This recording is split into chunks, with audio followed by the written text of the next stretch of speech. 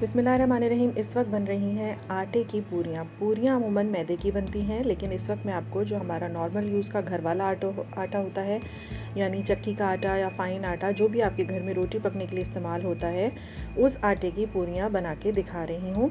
अक्सर रात का बचा हुआ आटा सुबह मौजूद होता है। इसी तरह अगर नहीं है आटा गूँधा हुआ तो आप गूँध लीजिए ताज़ा आटा, लेकिन ये पूरियाँ आटे की हैं, इनमें मैदा शामिल नहीं है। मेरे पास यहाँ आटा पहले से गूँधा हुआ रखा था, इसलिए मैंने आपको आटा गूँधना नहीं बताया है, इसलिए कि ये बिल्कुल नॉर्मल आटा है जैसा कि रोटी के लिए गूँधता है। इसमें मैदा शामिल नहीं है। तो जिस तरह आप लोग घर में रोटी के लिए आटा गूँधते हैं, ये सेम वही आटा है, सिर्फ इसमें ऑयल मिलाया गया है थोड़ा सा, यानी आटे में नमक मिला लीजिए जिस तरह कि मिलाया जाता है, और उसके बाद थोड़ा सा ऑयल, यानी अगर आप 2 गिलास के करीब आटा गूँध रही हैं तो उसमें 2 से 3 डिश वाले चमचे ऑयल के मिला लीजिए। आटा नॉर्मल गूँधना है, ना ज़्यादा सख्त ना नरम। आटा गूँधने के बाद आधे घंटे के लिए उसको रेस्ट दीजिए, यानी कि ठहर जाए आटा, ढक के कवर करके उसको रख दीजिए। आधे घंटे बाद पूरियाँ बनाना शुरू कीजिए, और अगर आटा फ्रिज का रखा हुआ है जैसे कि मेरे पास था, तो मैंने इसको आधे घंटे पहले फ्रिज से निकाल के रख दिया था। नॉर्मल हो गया आटा, इसके पेड़े बना लिए मैंने, और अब 5 पूरियाँ मैं आपको इस वक्त बना के दिखा रही हूँ। इन 5 पेड़ों को मैं एक साथ बेल लूँगी और एक प्लेट में रख लूँगी, और उसके बाद मैं पहले इन 5 को तलूँगी, उसके बाद चूल्हा हल्का कर दूँगी दोबारा ऑयल का, फिर दोबारा कुछ पूरियाँ बनाऊँगी और फिर उनको तलूँगी। इस तरह करके हम आसानी से पूरियाँ तल के रख सकते हैं। ऑयल लगा के भी इसको मैं बेल सकती थी, लेकिन खुश्की के साथ बेल रही हूँ मैं इसको। आज हम आटे की पूरियाँ बना रहे हैं, नेक्स्ट वीडियो में मैदे की पूरियाँ बनाएंगे। इस वक्त ये सिर्फ आटा है, चक्की का या फ़ाइन आटा, जो भी आपके घर में आता है, या दोनों मिक्स होते हैं। ये आटा वो है, इसमें नमक है और ऑयल है, बस। इसके अलावा कोई तीसरी चीज़ में शामिल नहीं है। आराम से इसकी पूरियाँ बन जाएंगी और बहुत मज़ेदार भी होती हैं पूरियाँ।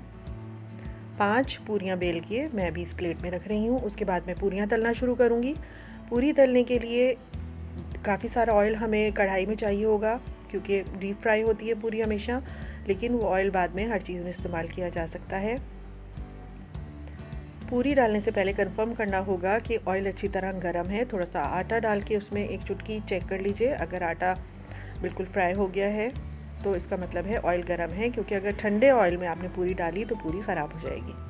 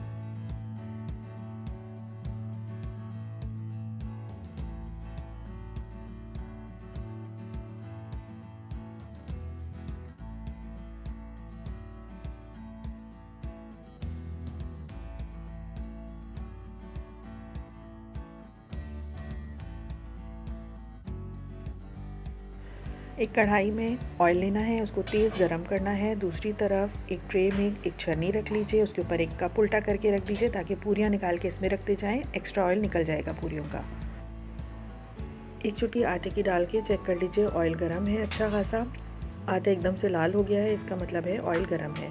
ये जो प्रोसेस हो रहा है, इससे आटे की जो एक्स्ट्रा खुश्की है वो निकल जाएगी पूरी पे से। और आप पूरी को ऑयल में डाल दीजिए। ऑयल में डालने के फ़ौरन बाद पूरी पे चमचा नहीं लगाना है, इसको सेट होने दीजिए। इसके बाद आहिस्ता से कॉर्नर से दबाना है इसको ऑयल के अंदर, ताकि ऑयल डिप होती जाए कॉर्नर से। पूरी इस तरह पूरी फूल जाएगी। पहले इसको एक साइड से सेकने दीजिए अच्छी तरह, उसके बाद इसको पलटना है और दूसरी साइड से सेकना है। पूरी को बार बार पलटा नहीं जाता है, बल्कि जब एक साइड से सिक जाएगी पूरी तरह पूरी, उसके बाद इसको पलटेंगे। बहुत ज़्यादा देर दोनों साइड पे से नहीं पकाना है, वरना बहुत ज़्यादा क्रिस्पी हो जाएगी पूरी और टूटने लगेगी। और ना ही बहुत जल्दी पलटना है कि पूरी कच्ची रह जाए। आपको टाइम का अंदाज़ा हो रहा है पूरी को देख के कि कितनी देर एक साइड को लगी सिकने में।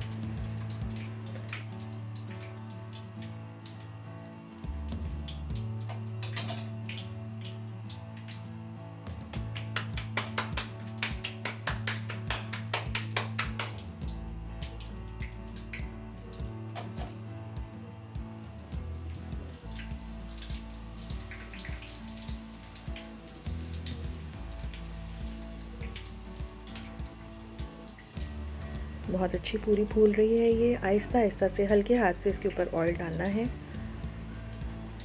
और जब ये एक साइड से सिक जाएगी तो इसको आहिस्ता से पलट देना है। उसके बाद चमचा नहीं लगाना है इसको, बल्कि खुद ही सिकने देना है और उसके बाद इसको निकाल के छन्नी में रख देंगे। इसी तरह तमाम पूरियाँ डालनी हैं और पहले एक साइड से सेक लेना है, उसके बाद दूसरी साइड से।